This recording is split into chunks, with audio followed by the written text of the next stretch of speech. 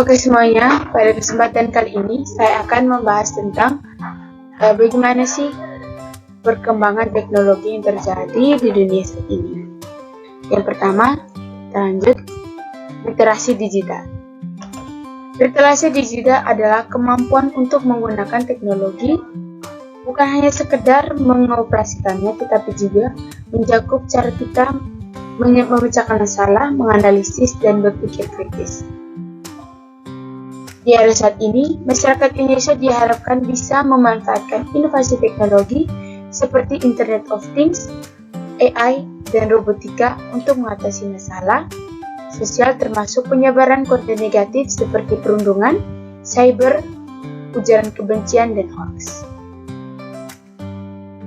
4 pilar literasi digital.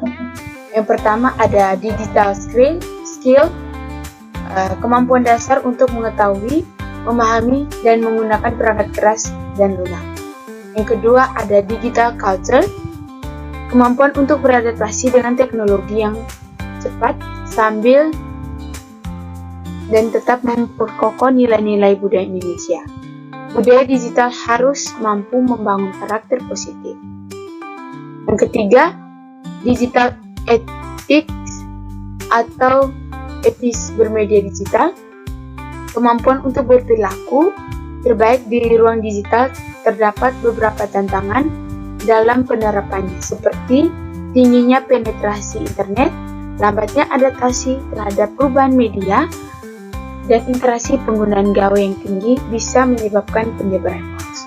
Untuk mengatasinya, diperlukan kesabaran, integritas, tanggung jawab, dan kebijaksanaan dalam berinteraksi. Yang keempat, digital safety, kemampuan untuk melindungi diri dari berbagai ancaman kejahatan digital seperti penipuan atau pencurian data yang muncul seiring dengan perkembangan teknologi.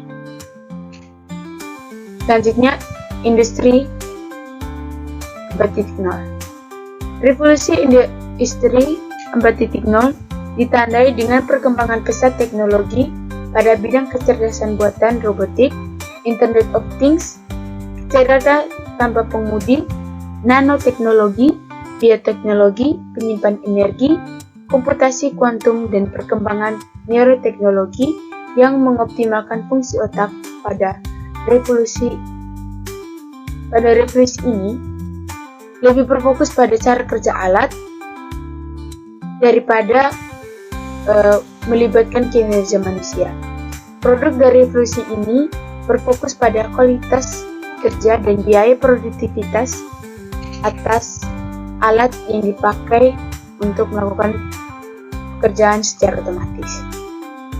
Revolusi industri 4.0 mengubah pola kehidupan bertahun-tahun manusia dengan menggunakan teknologi seperti mobil self-driving, drone, asisten virtual, munculnya berbagai perangkat lunak yang dapat menerjemah, mengidentifikasi, dan menganalisis untuk berbagai bidang kesehatan dan keuangan.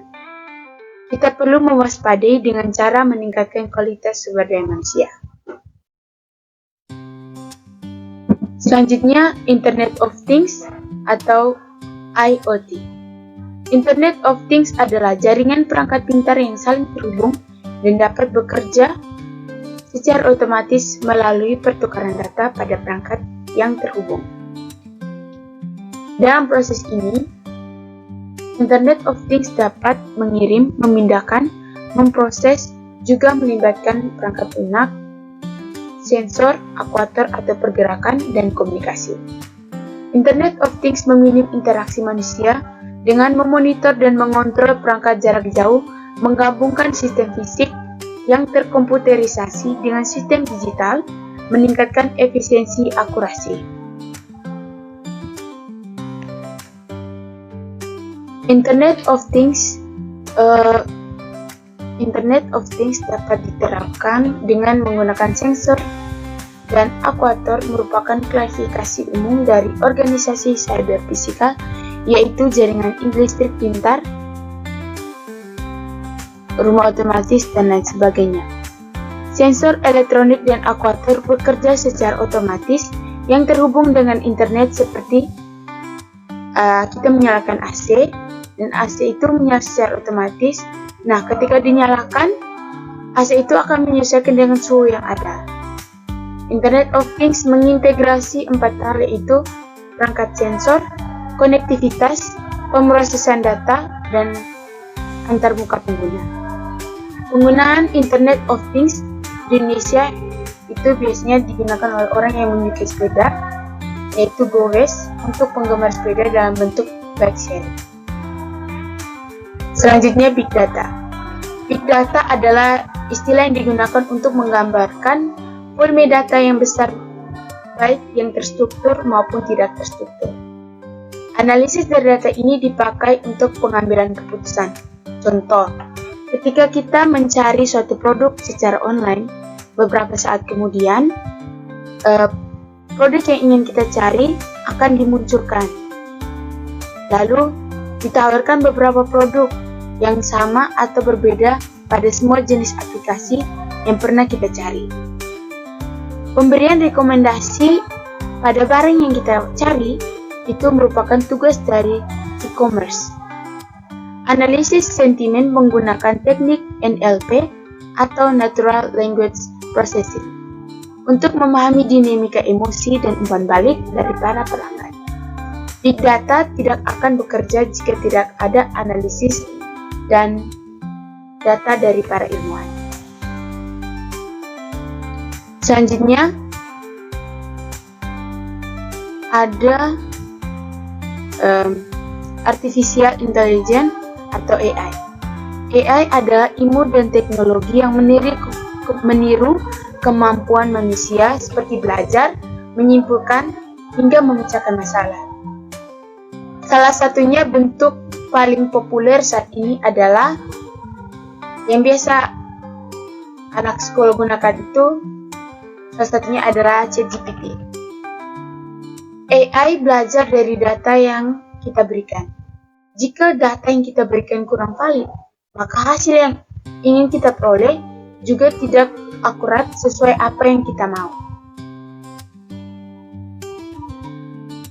Implementasi dari AI yaitu yang pertama di bidang kesehatan, membantu penyembuhan dan pengobatan dari hasil sebuah diagnosa pasien.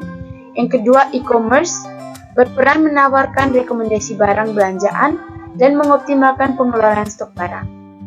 Yang ketiga, perbankan, dapat membantu mengidentifikasi transaksi mana yang merupakan penipuan dan mengadopsi pemberian skor kredit.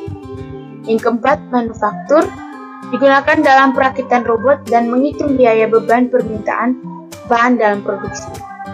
AI memberikan kemampuan dalam mengelola input dan menjelaskan output pada perangkat lunak.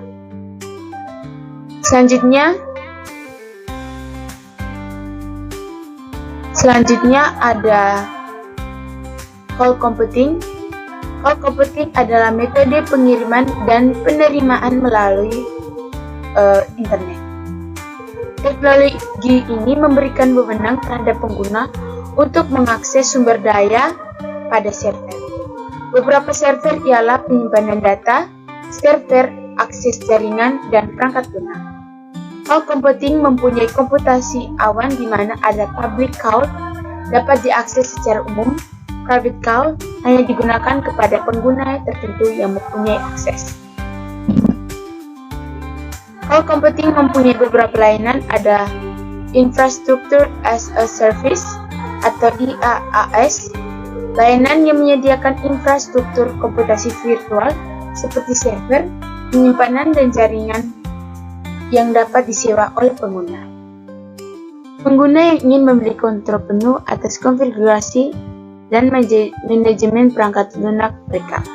Contohnya, saya sebut salah satunya itu ada AWS EC2. Lalu ada Platform as a Service atau PaaS, layanan yang menyediakan platform lengkap untuk pengembangan, pengujian, dan penyebaran aplikasi.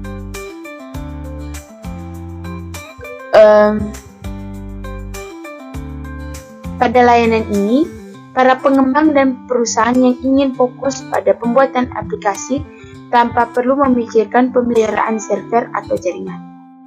Contohnya itu ada Heroku, ada IBM Cloud, Microsoft Azure. Selanjutnya ada layanan aplikasi Software as a Service atau SaaS. Layanan aplikasi yang bisa langsung diakses melalui internet tanpa perlu mengunduh atau menginstal. Siapapun yang membutuhkan aplikasi ini hanya ingin membayar biaya langganan untuk menggunakannya. Semua aspek teknis mulai dari pemeliharaan hingga keamanan menjadi tanggung jawab dari penyedia layanan. Contohnya ada Google Docs, Microsoft 365, lalu ada Dropbox. Itu saja penjelasan singkat dari saya. Terima kasih atas kesediaan Anda untuk menyaksikan video presentasi dari saya.